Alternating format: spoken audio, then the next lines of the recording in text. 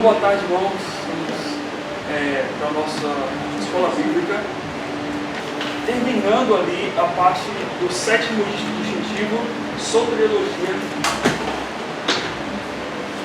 a salvação pela graça de Deus. Então nós já abordamos aí todo o conceito a respeito do que nós cremos como salvação, a salvação pela fé no sacrifício de Jesus Cristo, que pagou o preço dos nossos pecados na cruz, e ao pagar esse preço nos livrou da condenação eterna que estava sobre nós, sobre os nossos pecados, e agora nós temos a esperança de ir para a glória eterna ao deixar essa vida que está com nós juntos, né? E nós abordamos aí como foi o desenvolvimento, né, dessa doutrina, de observar essa doutrina nas Escrituras ao longo do tempo. Nós vimos ali que houve diversos problemas de várias ordens nessa crença. Alguns que criam que a salvação é por obras, né, que depende do homem, aliás, de Deus, mas também do homem. Então, várias coisas que a gente viu já nessa doutrina, na história dessa doutrina. E hoje, a gente ficou de terminar ali a última parte, que não é sobre a história, mas sobre as divergências denominacionais e ou heréticas, né? Então, ficamos de poder trabalhar hoje a respeito disso. E na próxima semana, se Deus quiser, a gente vai fechar o oitavo distintivo, né, que é o sacerdócio dos santos. É mais curtinho, dá para a gente poder trabalhar ali em uma escola bíblica, tá bom? Mas hoje eu queria ver exatamente isso daqui com vocês. As divergências denominacionais e ou heréticas que existem, algumas aí que existem a respeito da salvação. Como a pessoa é salva, ou de como a pessoa, às vezes nem salva mas a pessoa se livra de algo. Né? Então vamos entender esses conceitos aí. Então a primeira que nós vamos abordar ali são dos teólogos liberais. Os teólogos liberais fazem da salvação algo material e desta vida concedida através da caridade e do trabalho social. Então, a gente falou muito sobre a teologia liberal quando a gente estava estudando sobre a história dos batistas, né? Então, nós falamos ali o problema que teve e a resposta a este problema da teologia liberal, que é uma teologia muito racional, muito voltada para questões de ciência, né, para questões humanas, descartavam milagres, descartavam todas essas coisas que não podiam ser provadas. E um movimento que bateu de frente a isso foi o movimento dos fundamentalistas. Os fundamentalistas não só são batistas, mas naquela época foi um movimento que agregou vários outros grupos de igrejas ou de outras denominações verdadeiramente cristãs que também sofreram com a questão do liberalismo. Por quê?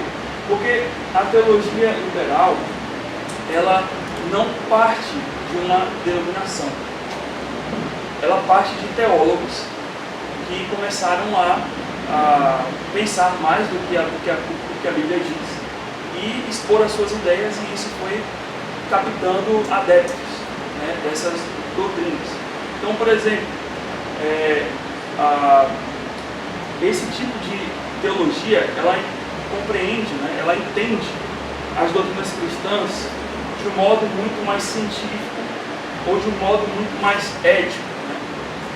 Associando a razão, a ênfase, né, na razão. E eles davam muita importância a essa razão acima da autoridade da Bíblia. Então, a Bíblia é só mais um meio. Eles não descartavam a Bíblia, mas a Bíblia é só mais um meio para eu poder compreender Deus. Ainda tenho a minha razão, ainda tenho elementos científicos, ainda tenho a ética, ainda tenho todo o conjunto de valores que esse mundo tem. Isso também me leva a Deus. Isso também me leva ou me guia a adorar e entender a esse Deus, né? e o propósito que esse Deus tem para este mundo. Então, tem isso daí. Então, teve início lá na Alemanha, a partir do século XVIII. Inclusive, aí, a gente mencionou agora há pouco, né? O Albert Schweitzer, né? Ele era um teólogo liberal. Nessa época, ele era médico, mas era um teólogo liberal também, né? Mas tinha outro, o principal é o Friedrich Schneider, acho que é o nome dele, Schneider, um nome bem alemão mesmo, com SCH e termina com D. Esse Friedrich, ele foi um dos principais teólogos liberais, tá bom? Então ele e outros lá, eles entraram com uma proposta de que as crenças cristãs deveriam ser baseadas na objetividade dos eventos históricos, da língua, da arqueologia e da ciência. Ou seja, a Bíblia ela deveria passar por um crivo, o crivo da ciência, o crivo da arqueologia, para determinar dentro do texto bíblico aquilo que era verdade ou não, aquilo que era verdadeiro ou falso, né? Então é assim que nascia a teologia liberal. E aí, claro, algumas coisas eles provaram, com certeza, que o que o texto bíblico dizia. As cidades, né? As coisas ali, os eventos, as narrativas históricas e tudo mais. Mas o que eles não conseguiram provar? Uma pergunta. Escola bíblica, vamos pensar aí. O que eles não conseguiram provar? Eles provaram cidades, eles provaram eventos históricos, eles provaram que existiam aquelas pessoas com aqueles nomes, né? Mas o que eles não conseguiram provar? Oi? Que seria, vamos pensar num modo mais, assim, uma palavra que abrange mais do que somente conhecer a Deus. Milagres, que seria a esfera espiritual. Então, eles não conseguiram provar a esfera espiritual. Os milagres, por exemplo, Cristo, o nascimento original de Cristo, como é que eu provo isso? A Trindade, né, o próprio Deus, como é que eu provo o próprio Deus? Como é que eu testo isso? Não tem. Então aí o que eles fizeram? Então, se a gente não tem como provar isso, isso é duvidoso. Então vamos deixar de lado, ou às vezes nem vamos considerar isso, e vamos esquecer, né? Então, mediante isso, eles não conseguiram provar o nascimento de Cristo, a Trindade, o sacrifício vicário de Cristo, nem tampouco a historicidade dos milagres de Cristo, né? E por causa disso, então eles entendiam a Bíblia de modo racional. Aquilo é certo, aquilo ali não é tão certo porque eu não tenho como provar. Então eu deixo de lado. Muito bem. Mas eles não negavam que o centro de toda a teologia é a morte de Cristo. Por mais que eles não criam na ressurreição, olha só, por mais que eles não criam na ressurreição, o centro da teologia dos liberais é a morte de Cristo. E por que a morte de Cristo? Porque nós já temos falado. Porque Cristo para eles não morreu como um verdadeiro Salvador. Cristo morreu para eles como um verdadeiro exemplo. Entendeu? E é aqui que a gente chega na ideia do que é salvação para eles. Ou seja, eles não negavam que o centro da teologia é a morte de Cristo, a qual representaria um exemplo da possibilidade de redenção da humanidade. Ou seja, Cristo não morreu para salvar, mas para dar um exemplo de como ser salvo. Ou seja, ao caminhar toda a sua vida como Cristo, o Senhor, ele morreu. E essa morte foi o ponto auge desse amor dele, desse conjunto de virtudes que Cristo tinha no coração, de tudo que Cristo era formado, dos seus atributos. A morte foi o ponto crucial, que mostrou como esse Cristo era um ser com grandes virtudes. Por isso, realmente, ele é salvo. Ou, melhor, alguém que segue esse exemplo vai ser salvo. Alguém que dá a sua vida, depois de todos os ensinos, de tudo que ele fez,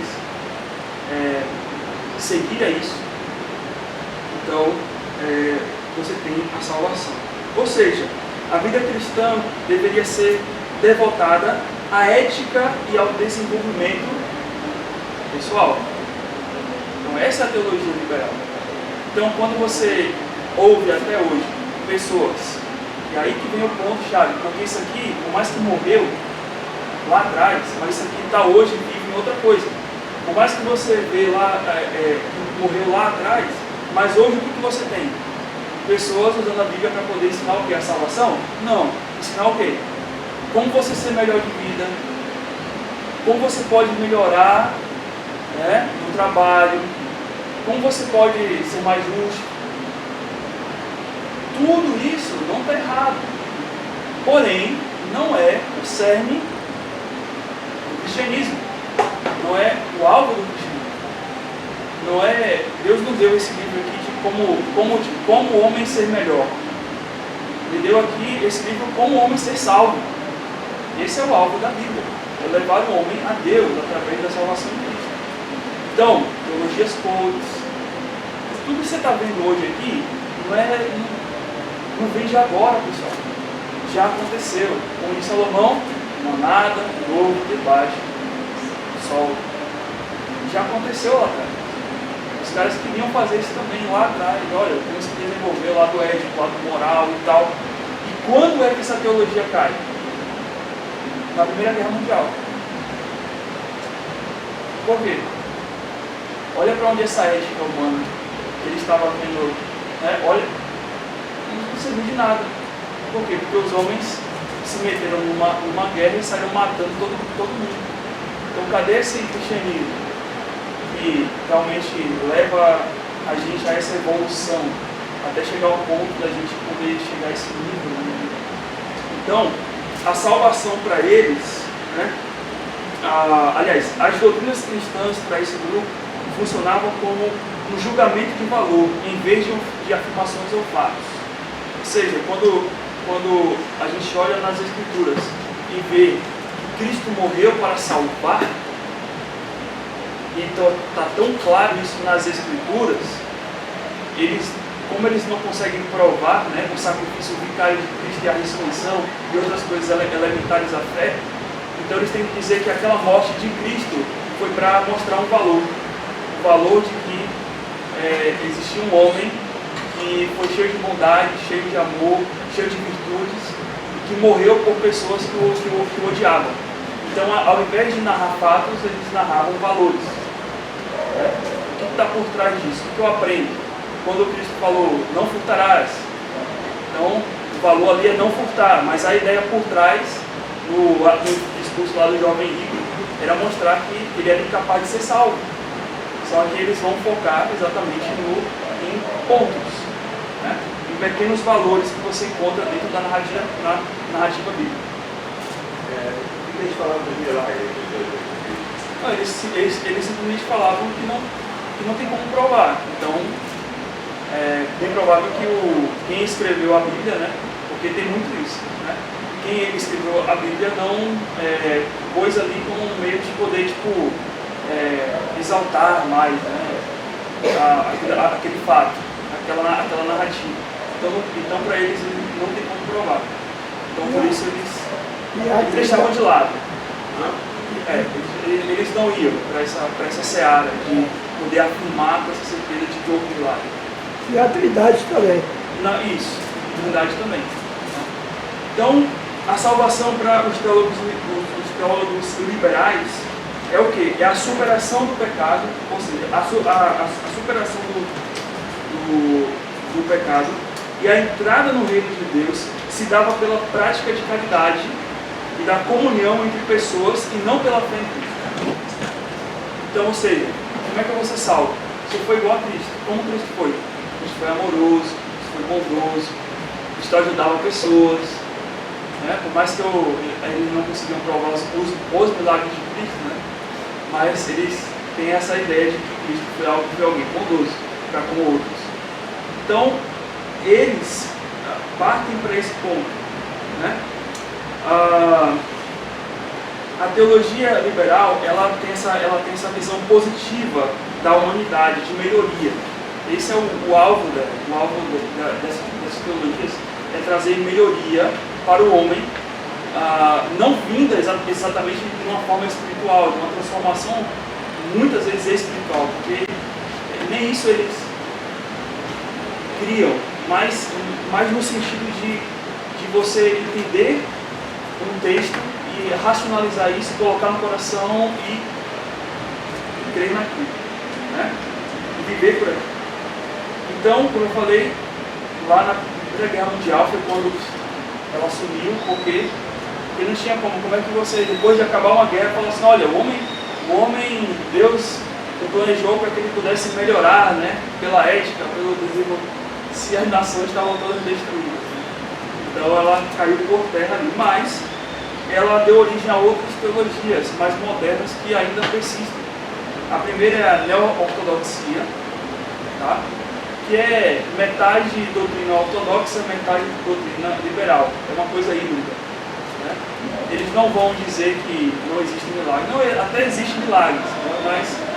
mas não existem... mas a Bíblia em si ainda não é a autoridade final de tudo. Ainda assim eu posso achar Deus e encontrar Deus em outros locais, em outras fontes. Então, para eles, a autoridade bíblica para os neo-ortodoxos não existe. O ecumenismo, então, o ecumenismo nasce disso aqui, né? Então, dessa unidade de poder melhorar a sociedade e tal, é a base do ecumenismo. A teologia da libertação, que é um evangelho social, que abrange mais o alvo social, né, do que meramente, principalmente o alvo espiritual. E a teologia pós-liberal, que a gente pode falar de várias aqui, como o coach até, teologia do coach, ou missão integral, que tem isso mais do lado cristão, né? A teologia da libertação fica mais do lado católico, mas a missão integral fica mais do lado do nosso lado aqui mais protestante. E a resposta bíblica para isso? Como é que a gente dá uma resposta bíblica para isso? Romanos 5, de 1 a 2. Romanos 5, 1 a 2, que nós sabemos que diz lá. Romanos 5, de 1 a 2. Justificado, pois. Vamos pode ler? Justificados, pois, mediante a fé, temos paz com Deus por meio do nosso Senhor Jesus Cristo, por intermédio de quem obtivemos igualmente acesso pela fé a esta graça na qual estamos firmes, gloriando-nos na esperança da glória de Deus. Então, como é que podemos estar seguros, né? Estar certos ou firmes ali de que temos essa esperança da glória de Deus? Como? Justificados mediante a fé, que é o contrário do que a teologia liberal estava apontando. Não é Cristo que salva, não é a fé que salva, né? É a caridade, é você ser bom e tal. Mas aqui fala, não, a nossa esperança da glória de Deus, de ser salvos, é baseada na fé que nós recebemos. Tá? Efésios 2, 8 e 9, não vamos ler, vocês sabem. Bom? E 2 Timóteo 3, 16 e 17, vocês já sabem também. Toda a escritura é inspirada por Deus e útil para a repreensão, para a educação da justiça, a fim de que todo homem, e aí vai, seja perfeito, perfeitamente habilitado para toda boa obra. Então, peraí, como é que o homem vai se tornar perfeito?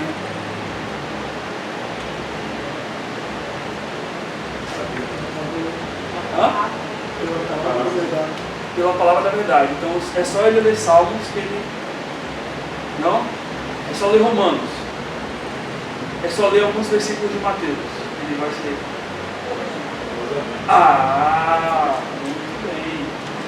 O que os teólogos liberais estavam dizendo? Olha, isso aqui a gente pode pegar da Bíblia. Agora aquilo que é de milagres, não. Aquilo que é aquilo ali, não. Mas o que ele fala? Toda a Escritura é divinamente inspirada por Deus e útil para, e aí vai, a fim de que todo homem seja perfeito e perfeitamente habilitado para o escolhendo, né? Ele estava escolhendo, está claro. Olha, isso aqui eu tenho certeza que é científico, então isso aqui é verdade. Agora aquilo ali que eu não sei, não tenho como testar, aquilo ali é mentira. E aquilo ali a gente não vai seguir. Mas a própria palavra de Deus está falando toda a Escritura. E ela é útil para a perfeição, né? Para o crescimento, nosso crescimento como homem, mulher. Tá bom? Bem, testemunho de Jeová. Virou aí o nosso telão, né? Eu vou amarrar ele aqui.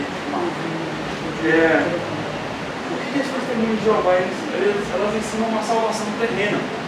E vamos entender como é que essa salvação terrena aqui do testemunho de Jeová. O nosso alvo aqui, irmãos, não é falar mal. O nosso alvo aqui é ajudar você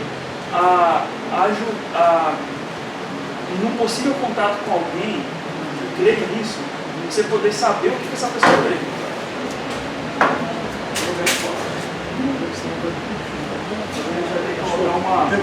Tem que postar um pouco mais na parede.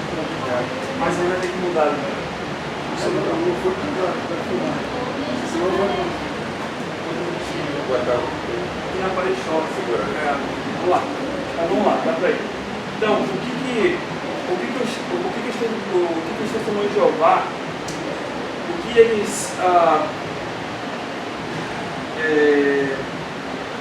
criam, né, em termos de salvação. Então, vamos lá. Os testemunhos de Jeová, eles, como falou ali, ensinam uma salvação terrena. Esse grupo ele foi criado por Russell, né, e ele era filho de presbiterianos. E desde muito cedo ele se viu meio que duvidoso com algumas doutrinas. Dentre elas, a doutrina da condenação ao lago de fogo, né, ao inferno literal, e a doutrina da predestinação. Então, ele não cria nisso, ele tinha muita dúvida disso, tinha muitos receios, e aconteceu que ele deixou, né, o presbiterianismo de lado ali, até os seus pais. E o que aconteceu? Ele começou a estudar com os adventistas. Então ele começou a estudar ali com os adventistas, e aconteceu que ele gostou muito daquilo que os adventistas estavam falando, que dava muito uma ênfase a respeito do advento de Cristo, né? Da vida de Cristo. E os adventistas, eles não do sétimo dia ainda, mas existiu depois, né? Mas existiu um grupo chamado Adventistas, antes, só o nome, Adventistas.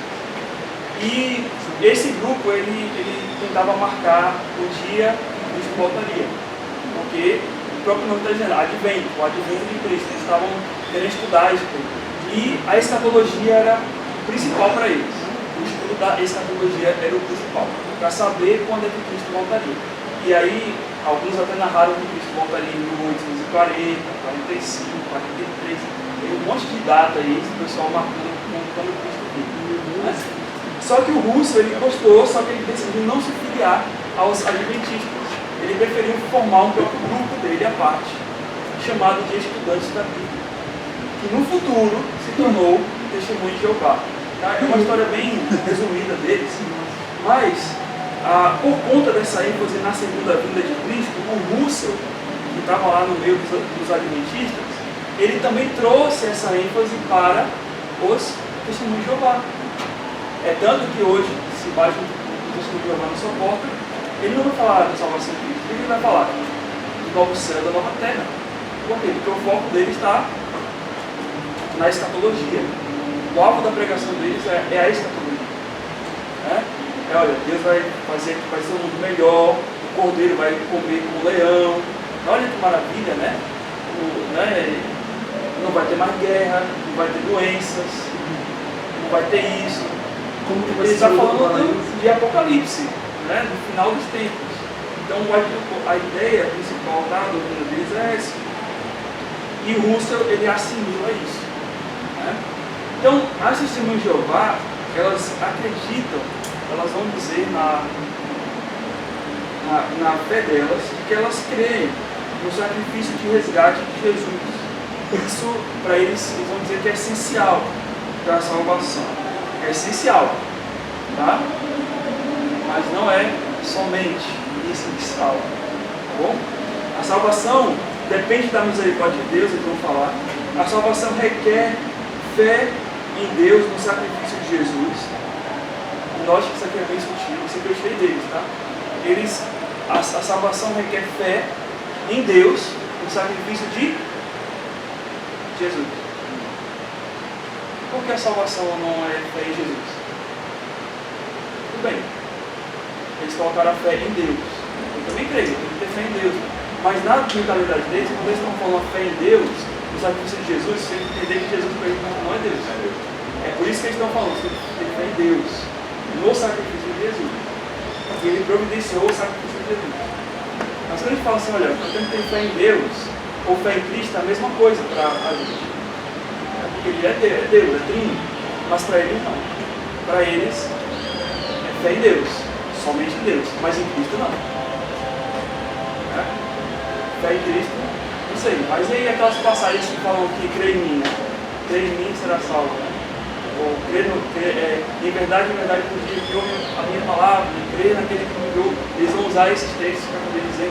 Mas tem outros textos que vão falar sobre Cristo é o caminho, né? Que precisa ter fé em Cristo, fé em Jesus. Não sei como eles entendem isso, mas eles são bem sutis em dizer isso. Tem que ter fé em Deus no sacrifício. Tá?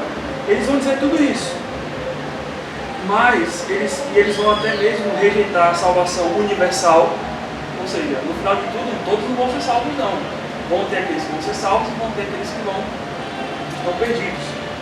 Eles não vão crer no livre-arbítrio, aliás, na predestinação, mas eles vão crer no livre-arbítrio. Porém, a salvação para eles, como eu falei, não é somente crer em Deus, no sacrifício de Cristo. Isso é essencial, mas não é tudo.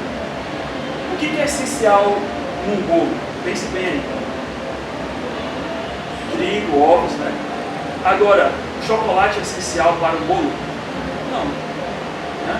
Por quê? Porque você tem bolo de morango, bolo de doce de leite, bolo de cenoura, e às vezes o chocolate, tendo ele ou não, você olha para o bolo e você vê dizer que é bolo.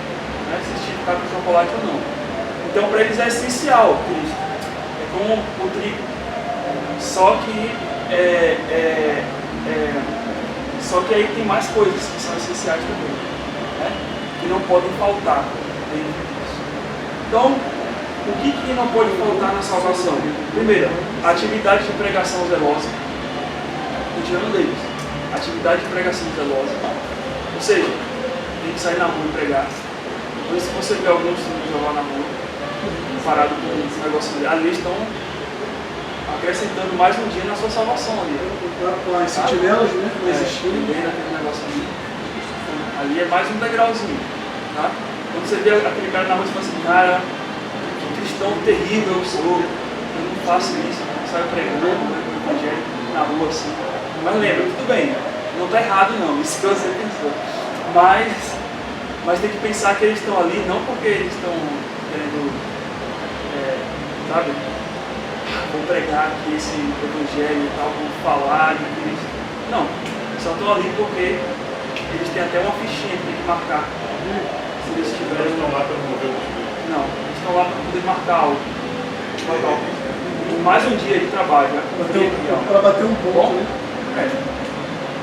Vai na internet, pesquisa lá o tanto de gente que fala coisas lá deles lá de sair.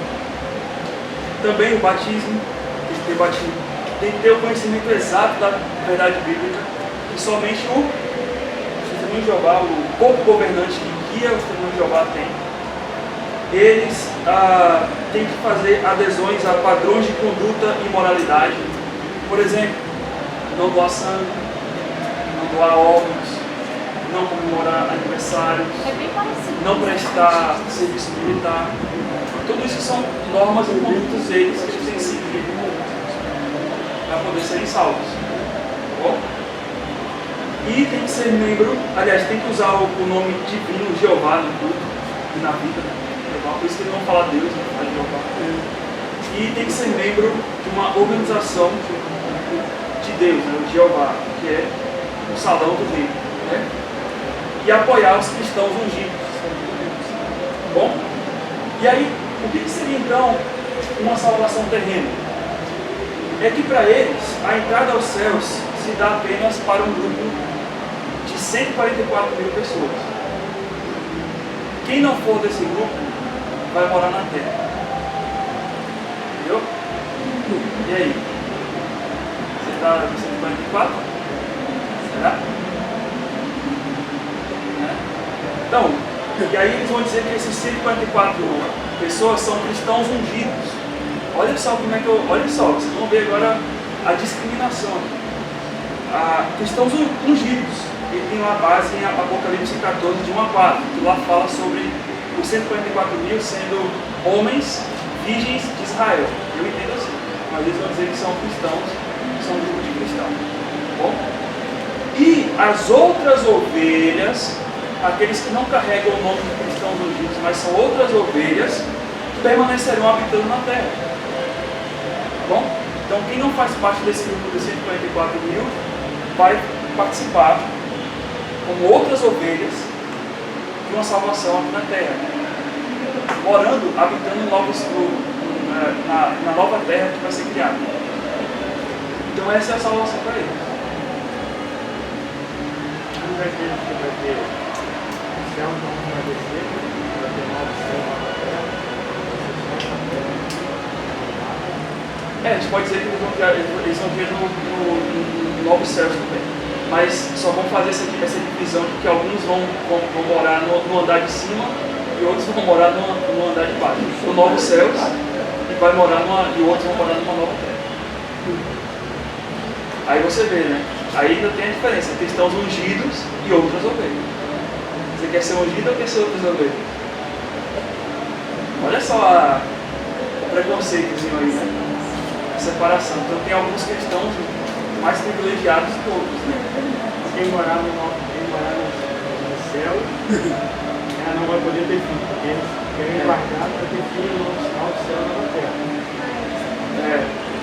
Isso é uma pessoa vai escolher. Aquele sentido para poder estar aqui no céu e na terra, para ter mais filhos aqui no lugar. Tranquilo, situação. Já tem um passaporte aí, né? E se um de lá quiser casar com esse cara? como é que vai ser? Será que pode reconhecer paternidade, pode levar para lá? Loucura, né? Mas assim, é só para a gente entender como tem pensamentos terríveis. Como é que a gente defende isso? Romanos 5, de 1 a 2, nós já falamos. Efésios 2, 8 a 9. E para mim o principal, que seria ali Colossenses 1, 3 a 5. Abre lá.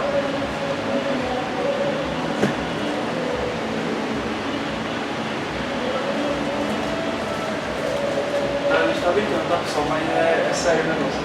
Não vai ter casamento, né? A gente sabe disso, né? Não como antes. Casa nesse tipo de casamento. Mas é assim, é algo para a gente ficar pensando, né? Estranho, né? Colossenses 1, 3 a 6. Alguém pode ler? Dando graças a Deus, Pai de nosso Senhor Jesus Cristo, orando sempre por vós, tendo ouvido de vossa fé em Cristo Jesus, do amor que tendes para com todos os santos, por causa da esperança que vos está reservada nos céus, da qual já ouvistes antes da palavra verdadeira do Evangelho, o sexto ensinado, o qual chegou até vós, assim como em todo o mundo está produzindo fruto e crescendo também em vós, desde o dia que o ouvistes e compreendestes a graça de Deus em verdade. Muito bem. A nossa esperança está onde? Preservada nos céus, correto? E a outra pergunta é: essa esperança preservada nos céus ou reservada nos céus é para alguns ou são para todos? Conforme o versículo 6.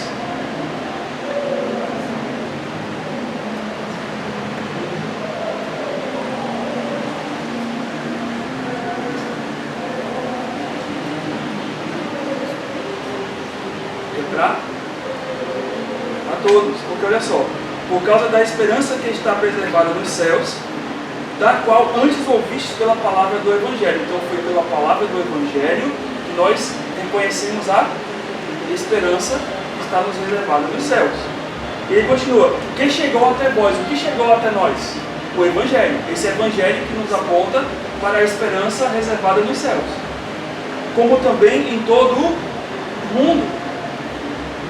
Então, por que vai ser pregado um Evangelho do qual a esperança é reservada nos céus, mas nem todos vão poder desfrutar dessa esperança? Não tem sentido. O Evangelho ele veio para que no final das contas aquilo que Cristo falou em João 14 se cumpra, para que aonde eu estiver, vós estejais também. Então Cristo vai estar no céu, né? A gente crê que ele vai reinar aqui na terra, mas ele está no céu. E na verdade, não é essa divisão de uns moram lá e outros moram aqui, porque nós vamos ter acesso. Não sei como, se por teletransporte, se por foguete, não sei, mas nós vamos adentrar os novos céus e nós vamos adentrar a nova terra, porque é o tabernáculo de Deus com os homens, né? É a moradia de Deus com os homens. Então, assim, a gente acredita que novo céu e nova terra, eu sempre pensei que seria aqui mesmo, na junção. Parece que tem uma separação. O céu lá e a nova terra aqui. Não será uma junção? Sim, sim. A gente pode dizer que é uma junção, mas são locais diferentes, né? A nova terra é o novo mundo, esse ambiente inimaginável que vai ser no futuro, mas sim aos céus. Se a gente perceber,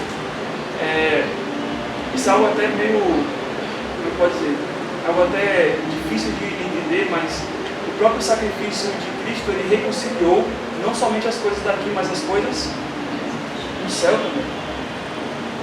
E no fundo, no fim, nós temos um novo céu, né?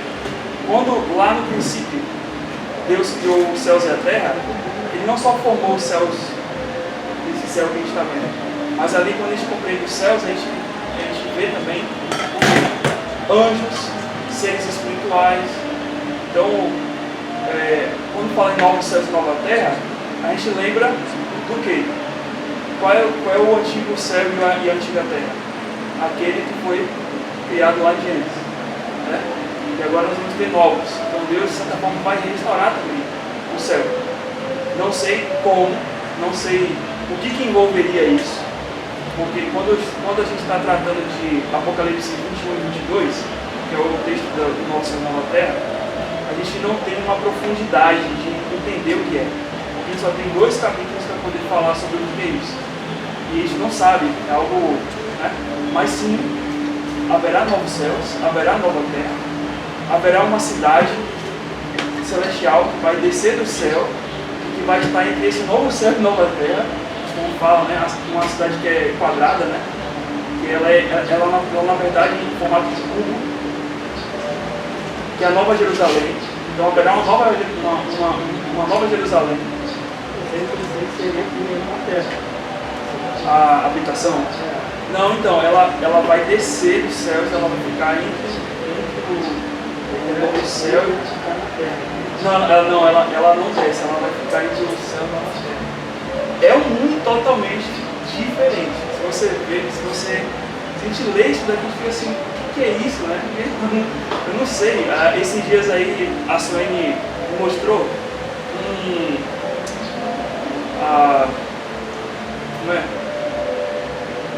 um pintor, né, um desenhista, que ele desenhou os anjos, como os anjos são. Não sei se vocês já chegaram a ver isso daí. Depois você fala com a Suene ali, que ela vai mostrar a vocês como os anjos são. Conforme tá as descrições dos profetas, né? E como seria uma foto disso a gente vendo hoje. É um negócio.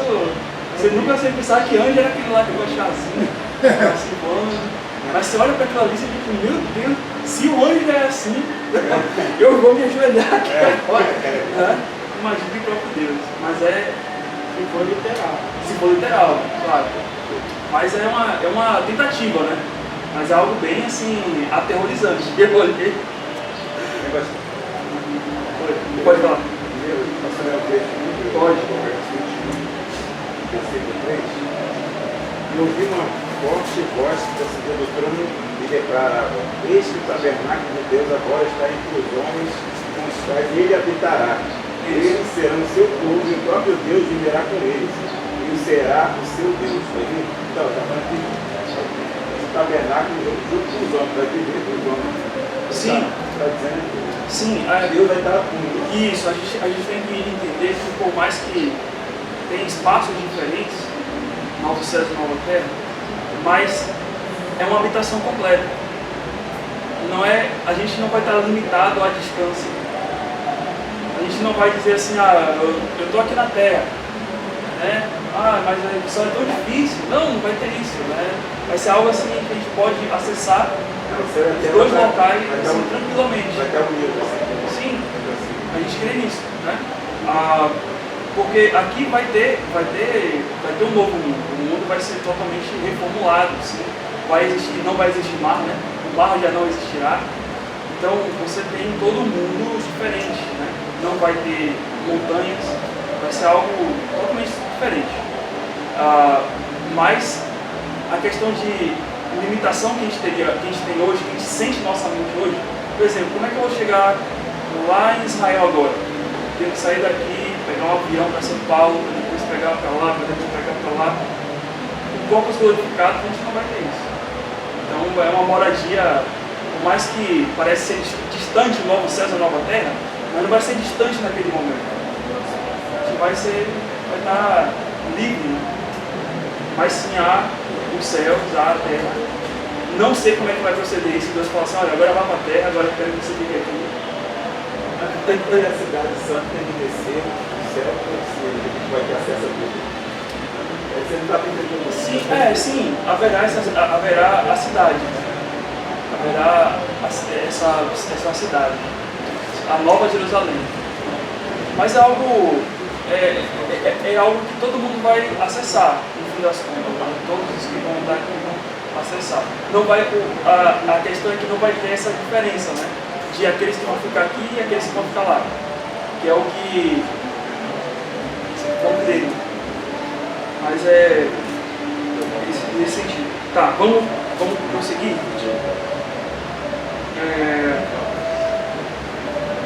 Para mais duas rapidinhos e a gente vai fechar. Aí nós temos aí, a gente fecha em 5 horas, né? Nós temos ali os espíritas e católicos. Eu não vou falar muito dos católicos porque a gente já estudou isso daí já ao longo aí das semanas. Mas os espíritas, como é que é a salvação para os espíritos, né? Primeiramente, tem origem lá em Allan Kardec, século XIX, na França. Ele começou a estudar sobre magnetismo. Depois ele foi investigar algumas coisas de mesas girantes, que eram mesas que se mexiam sem a intervenção humana. E depois ele começou a estudar sobre a desmaterialização dos corpos e como seria o curso dos espíritos após sair dos corpos. Então isso já entende um pouco o espiritismo, a base toda, né? Que vem dessa questão de corpo e espírito saindo, entrando em outro, né? As reencarnações, né? Tá bom? Muito bem. Então, ele passou a ter diálogos com entidades espirituais que passaram pela Terra e, por causa disso, ele formulou essa doutrina que nós conhecemos aí sobre a reencarnação, onde os espíritos estão em constante evolução e produzindo karmas. Já ouviu aí? Aquela que você fala, é o meu karma, né? É o meu karma. O que seria karma? O karma é todo o resultado, ou todo o fruto das nossas ações aqui. Então a gente pode ter alguns karmas bons para eles e karmas maus. Os karmas maus vão pesando a balança contra nós, para que quando a gente morrer, o nosso espírito vá para um mundo inferior, para que a gente possa pagar todo o mal que a gente fez dos karmas maus, para que a gente possa, como se fosse um purgatório, né? Purgar lá o negócio que você fez de mal. E os karmas bons são frutos, são ações que vão levar você para mundos melhores. Tá bom? Você tem alguma base química? Não tem nada. Mas só vocês entenderem. Mas aí que vem a coisa. Aí eles entendem, aí eles vão dividir lá em espíritos, né, de ordens, primeira ordem, segunda ordem, aí eles vão, aí que toca no nosso lado. Toca no que nós cremos. Por quê? Porque eles vão dizer que Cristo é um espírito de primeira ordem. Jesus Cristo é um espírito de primeira ordem, do qual ele veio para poder ensinar as pessoas desse mundo, que para eles o nosso mundo aqui é um mundo, é um dos piores mundos, né? É um mundo de sofrimento, né? Que pessoas estão aqui porque estão pagando por coisas que fizeram no passado. Por isso você está aqui, né? Mas se fazer fez coisa ruim no passado, foi aqui também. Então, mas é porque você não sabe, você tem várias vidas. Antes daqui, para isso, você tem várias vidas. Então, às vezes você foi. Por isso que a gente fala reencarnação. Um príncipe faraônico, ou você foi em outro mundo lá, outra coisa, foi na igreja. Aí continua aqui, né? Continua aqui, você está aqui. E aí, o que acontece? Aí que entra o ponto. Por quê? Porque para eles, Cristo ele veio a esse mundo para poder trazer o quê? Um exemplo, uma mensagem de bondade, como podemos o quê? Podemos fazer karmas bons. Como é que o amor, a bondade, tudo isso ajuda que a gente possa ter karmas bons. E no fim das contas, o que vai acontecer? Nós vamos, quando morrermos, o nosso espírito vai para um mundo melhor. Não necessariamente o céu, mas um mundo melhor. O alvo final é o céu, mas não necessariamente o céu. Bem, é uma ideia, é uma compreensão. Mas o que a gente entende disso? Que a salvação é algo de perfeição espiritual. Ou seja, devemos gerar karmas bons nessa vida, né? Ou fazer coisas boas nessa vida, para que na próxima encarnação possamos migrar para um mundo melhor e nos tornemos perfeitos, ou continuamos nessa jornada de perfeição. E aí é necessário o quê? Caridade, tudo aquilo que nós já ouvimos, né? Fazer coisas boas, estar com meus pobres e tal, para quê? Para que eu possa encher a minha balança de karmas bons e aí na próxima eu vá para uma coisa melhor, tá bom? Então, no fundo, o que é isso? O Espiritismo é uma síntese de várias religiões e estudos científicos, porque até eles apoiam a ideia de Darwin, né? Então, de evolucionismo, né? Então, para eles, o cristianismo, o budismo, o Umbanda, tudo isso daqui, eles abraçam também, até essa ideia de karma, é uma ideia budista. Tipo uma base Então, para eles, né? e o que é isso no fundo? A gente já estudou sobre isso aí não se eu pego tudo no balaio, né? Eu pego a base bíblica, né? Eles falam muito da Bíblia. Agora, quanto? O que eles falam da Bíblia? A vida de Cristo. Por quê? Porque se eles entendem que Cristo é um espírito bom, de primeira ordem, então eu tenho que saber como é que vai ser a vida de Cristo para poder ser esse espírito de primeira ordem também. Isso é elevado. Não é espírito de primeira ordem, e Cristo fala outras coisas totalmente contrárias. Não, mas novamente, os teólogos liberais. É por isso que Eu ouço aquilo que eu quero, descarto aquilo que eu não é por isso que o pessoal da Macumba se denomina espíritos. vai estar muito misturado. Vai estar misturado. Bom, como eu combato isso? É uma base diferente, mas Romanos 5, né, como é que eu falo? Como é que eu ajudo nisso? Romanos 5, 1 a 2, Efésios 2, 8 a 9, fé. Tem que pregar o Evangelho. Mas também enfatizar Hebreus 9, 27, que é o homem extraordinário morrer uma só vez. Depois disso, segue esse juízo. Então não há esse negócio de eu saio daqui, vou para ali, para ver se eu melhoro e volto para lá.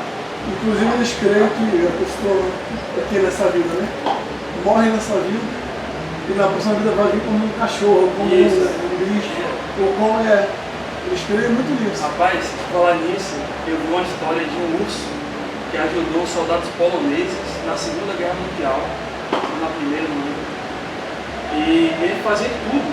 Ele ajudava a carregar a bala, dava uma bala de canhão para o urso, você levava para outra arma lá que tinha que colocar. O pessoal treinou o urso. Eles já levaram que era montado, na outra vida. O urso bebia com os soldados, fazia tudo. Igualzinho a um homem. Aí eu estava estudando isso aqui hoje, e aí eu falei, meu Deus, será que o urso consegue ouvir falar? Era um espírito reencarnado? Não. É que ele foi bem treinado, né? Aí o cara foi o urso feliz. O urso ele atacava os soldados inimigos, era assim maluco. Foi bem treinado. Né? Foi só que o urso, né? Veio com a vida passada. Tá bom, mas voltando aqui, né? Então é isso como é que se combate. Mudando aí, o último aí, nós temos aí os adventistas, tá? O sétimo dia. O adventismo surge ali no século XIX, nos Estados Unidos, por William Miller, que era um batista, tá? E aí ele começou a se interessar pelos estudos escatológicos, e ele começou a marcar a vinda de Cristo aí para 1400, 1800 e pouco, 1800, com base em Daniel 8 e 9, as 2.300 semanas, né, que ele considerou como anos, e foi fazendo um cálculo e chegou até essas datas. Aí Cristo não veio, literalmente em 1840, né? E aí ele foi marcando para outra data, Cristo não veio, aí foi marcando para outra, Cristo não veio, e aí no fim das contas ele falou, olha, peraí, Cristo veio, mas para os adventistas, né, os do advento, eles vão dizer Cristo veio, só que ele está no santuário celestial, né? Ele veio, mas está no santuário celestial. E os testemunhos de Jeová vão crer também nisso, porque bebem na mesma fonte. Eles vão dizer que Cristo veio em 1914, mas Cristo veio não presencial. Eles erraram só a forma como Cristo veio, mas não o ano. O ano não errou não, errou a forma. Ele veio de modo espiritual. Não veio de uma forma literal. Veio de um modo espiritual. Tirou o versículo lá do... Então, um erro de doutrina, um erro de... vai gerando outro. Então, a princípio, a vinda dele era a vinda mesmo, para vir reinar. Aí deu errado, eu tenho que o quê? Formular a doutrina para dizer que eu não estou errado. Então, aí eles vão dizer que Cristo veio de forma espiritual. Aí eu fui perguntar, certo? Eu fui falar com uma pessoa não nesses tempos aí, eu falei, certo, Cristo veio de forma espiritual, tudo bem. Mas e aí? O mundo está a mesma coisa, mas a profecia não disse que Cristo quando viria, ele viria mudar essa cultura, né? Ele viria instalar um reino e tal. Aí ela falou assim, não, mas você percebeu que mudou? Que depois da Primeira Guerra Mundial, o mundo tem se tornado mais calmo, né? Mais que está com essas brigas aí e tal, mas, né?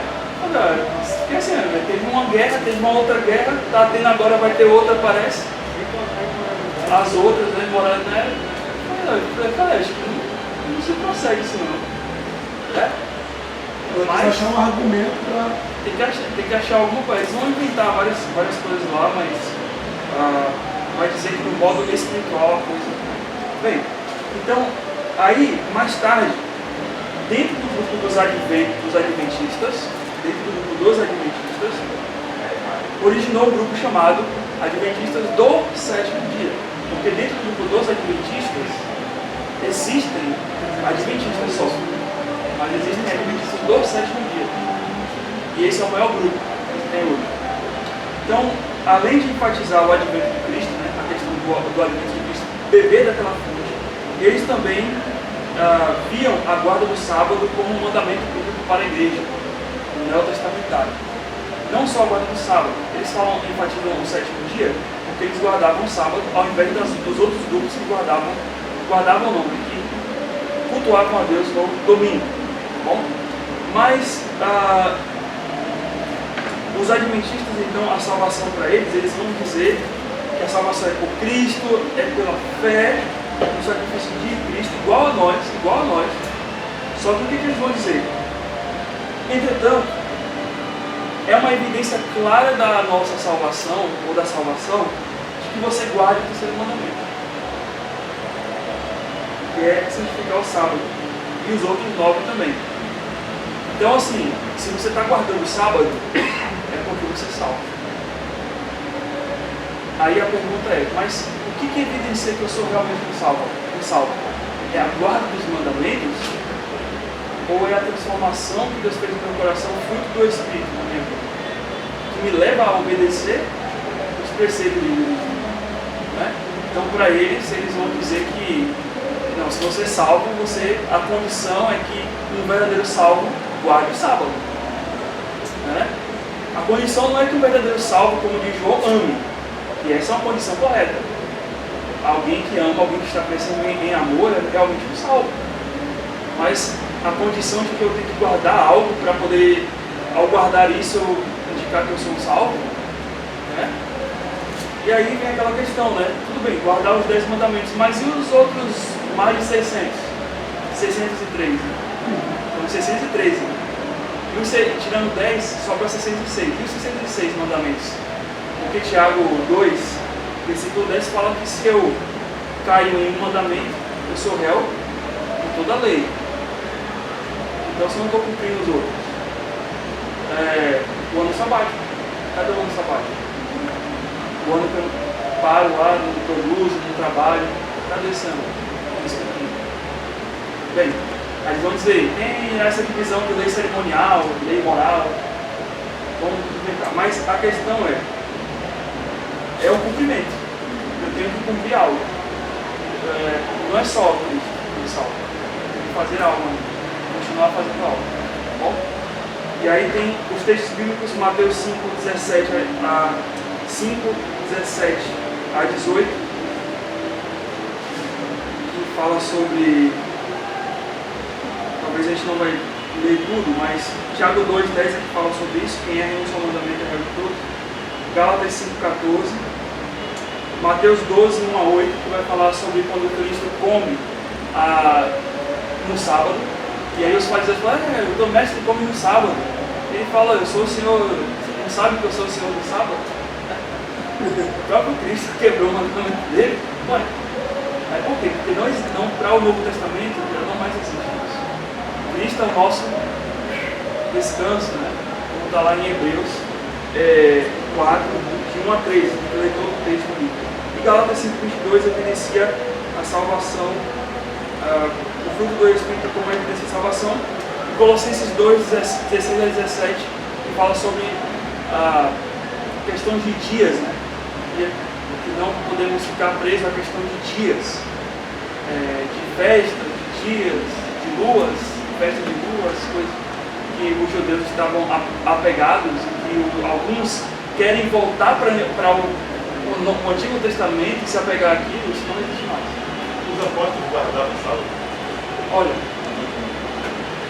eu imagino que durante o tempo que eles andavam com Cristo, por uma questão de que estavam pregando entre os judeus, eles faziam isso. Mas depois da ressurreição? Mas depois não, porque eu acho que depois eles estão se reunindo no primeiro dia da semana, né? O dia após o sábado, que é o dia da ressurreição de Cristo. Então não usou salvo. Hã? Então não era salvo. Pois é. Né? Então, aí eles vão enfatizar a questão de que quem foi que mudou o dia da guarda do sábado para o domingo foi Constantino, né? Vamos dizer, pôs lá a lei.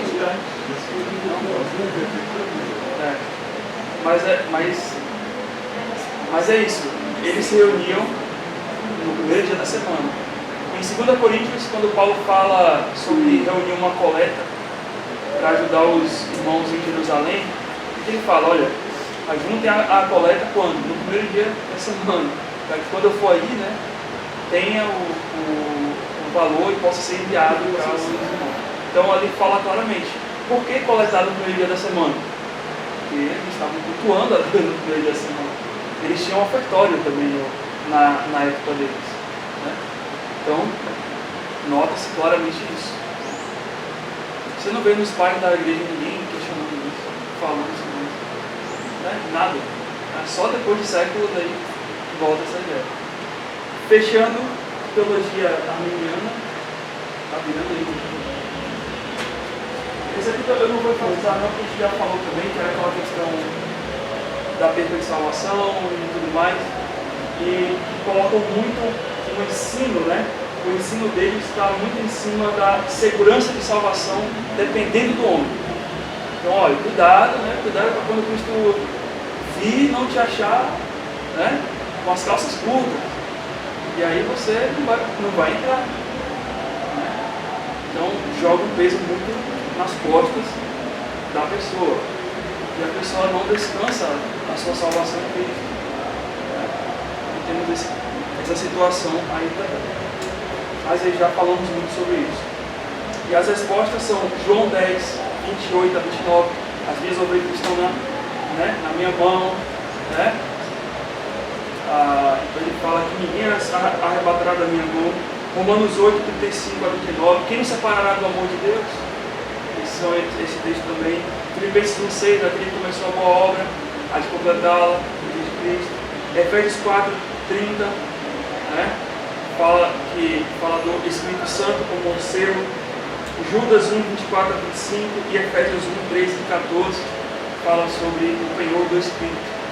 Né? Estamos assegurados, firmes. Então são vários versículos que mostram sobre a nossa segurança de salvação, que não depende de nós, mas depende daquele que nos resgatou. E Ele quer que nós sejamos salvos. É por isso que estamos aqui. Novamente, irmãos, qual é o problema disso tudo? A centralidade de Cristo. Se você tira Cristo como sacrifício salvador, você tira o Evangelho do centro, você vai chegar nesse problema.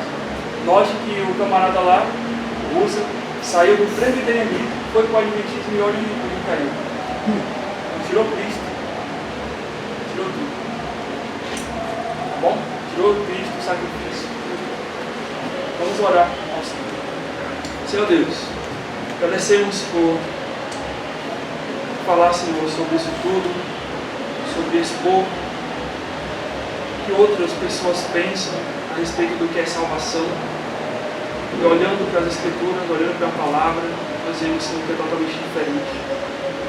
E agradecemos porque o Senhor nos deu o privilégio de poder conhecê-lo, conhecer a tua verdade.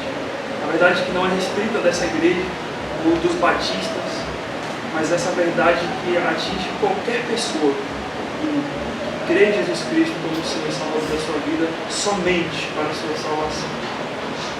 Então nós agradecemos por tudo isso, Senhor. Te pedimos que o Senhor possa nos dar sabedoria e graça de como poder ajudar e levar o Evangelho até mesmo a essas pessoas. Em nome de Cristo.